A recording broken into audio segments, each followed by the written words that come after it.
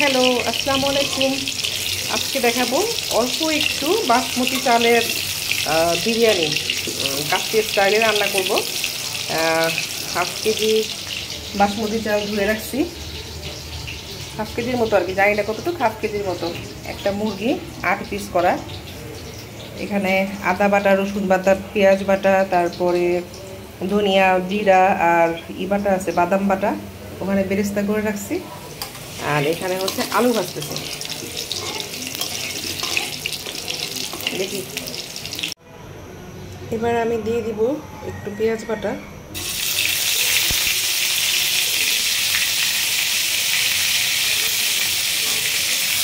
আর 2 table চামচের মতো আছে আর কি।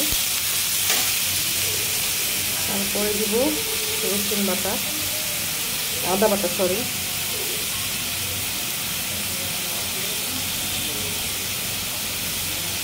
রসুন বাটা,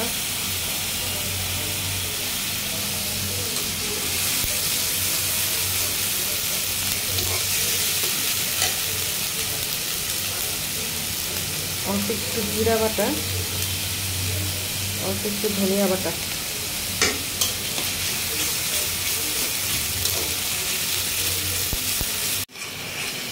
আদা রসুন বোনা হয়ে গেছে।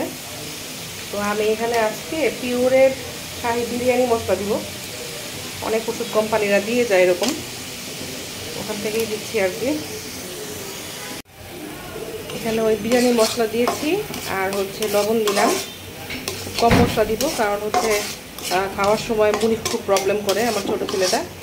বেশি মশলা ভিতরে গেলে ঝাল ঝালও করে, আবার এগুলো ঠিক পছন্দও করতে চায় না। এখানে আমি আরেকটু পানি দিয়ে আরেকটু কষাবো, কষিয়ে মুরগিগুলো দিয়ে দিব।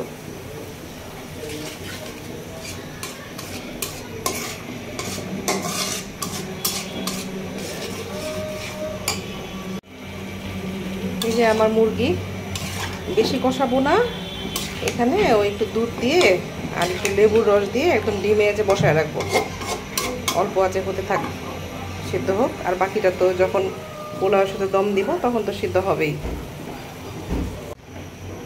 দুধ দিয়ে দিলাম, আর অল্প একটু বেরেস্তা দিয়ে দিলাম।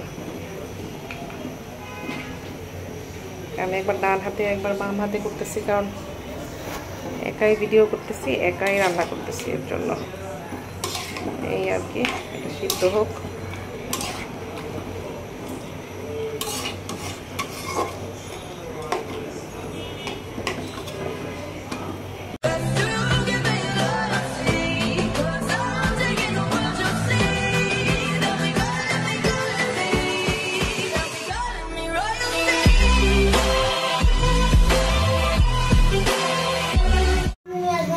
এখানে আর কিছু না, শুধু একটু ঘি দিছি, নুন এড দিয়ে দাও তো।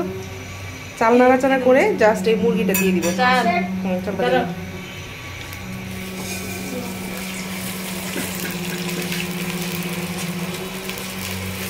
এই যে আমার পিচ্চি, হ্যাঁ বাবা,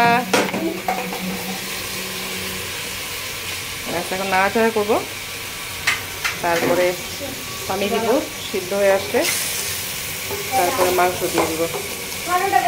গ্রামে যারা, আমি দেখছি আর কি, গ্রামে যারা থাকে এরা খুব পোলাও ভুনতে পছন্দ করে, ভুনতেই থাকে। আমি অত ভুনি না, কিচ্ছু দিব না, এখানে সব দেওয়া আছে, শুধু দুধ দিব পরে, সেটা আছে, আর মাংস আছে। ডিম সিদ্ধ করে রাখছি করার জন্য, পরে সাজানোর জন্য। যখন রান্না করি তখন আমার চেহারা মুখের মধ্যে মুলতানি মাটি দিয়ে মানে মেখে আর কি, তারপর রান্না করি। সুন্দর লাগছে না আমাকে? এই হচ্ছে আমার বিরিয়ানি, আর এই হচ্ছে আমি, এই ফাইনাল লুক।